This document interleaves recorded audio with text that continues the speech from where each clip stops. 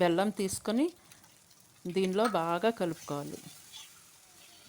ఇలా బాగా కలిసిన తర్వాత స్టవ్ ఆపేసి పెంకు తీసిన కొబ్బరిలో బాగా నింపుకొని మధ్యలో గుంటలా చేసి ముందుగా వేయించి పెట్టుకున్న జీడిపప్పు పచ్చి కొబ్బరి ముక్కల్ని వేసి సర్వ్ చేసుకోవాలి. నేను ఒక క్యూట్ పెట్ని చూపించబోతున్నాను. అది చూసాక మనం సెకండ్ మెథడ్ చూసేద్దాం. చిన్నపిల్లలకి ఇంట్రెస్ట్గా తినడానికి ఇంకొక పద్ధతి చూపించబోతున్నాను. ముందు చేసిన స్వీట్ ఉప్మాని మన దగ్గర ఉన్న మౌల్డ్స్లో ఇట్లా రకరకాల షేప్స్ తీసుకొని చిన్నపిల్లలకి ఇస్తే చాలా ఇంట్రెస్ట్గా తింటారు.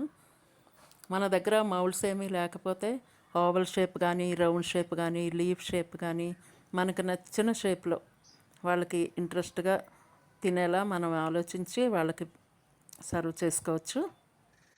ఈ స్వీట్ ఉప్మా చాలా ఓల్డ్ రెసిపీ అండి. మా అమ్మమ్మ చిన్నప్పుడు మాకు బ్రేక్ఫాస్ట్గా చేసి పెట్టేవాళ్ళు.